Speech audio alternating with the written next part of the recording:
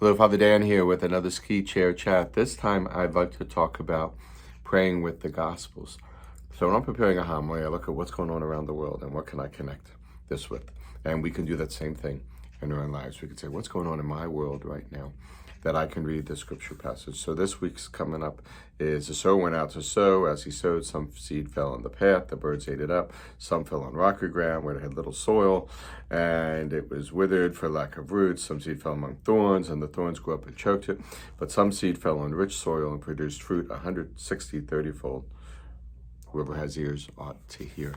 So I look at that and I would say, what kind of soil am I right now? You know, we've heard this reading before, but what kind of soil am I right now? Am I a soil that's prepared to receive the Lord? And what do I do each day in my own life to make sure that this soil is prepared?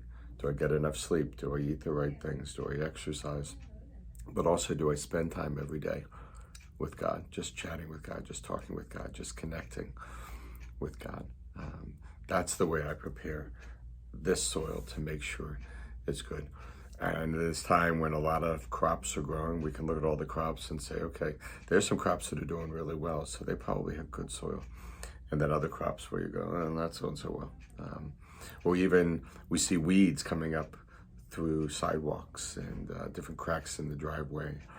And we go, oh, they're not going to survive. They're annoying, but they're not going to survive. How do we want to make sure that we survive, that we're good soil? And it starts with just watering our soil each day with God, whether that's quiet time with God or whether that's reading the scriptures or just praying and talking with God.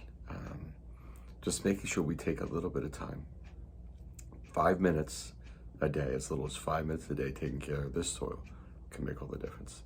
Until next time, God bless.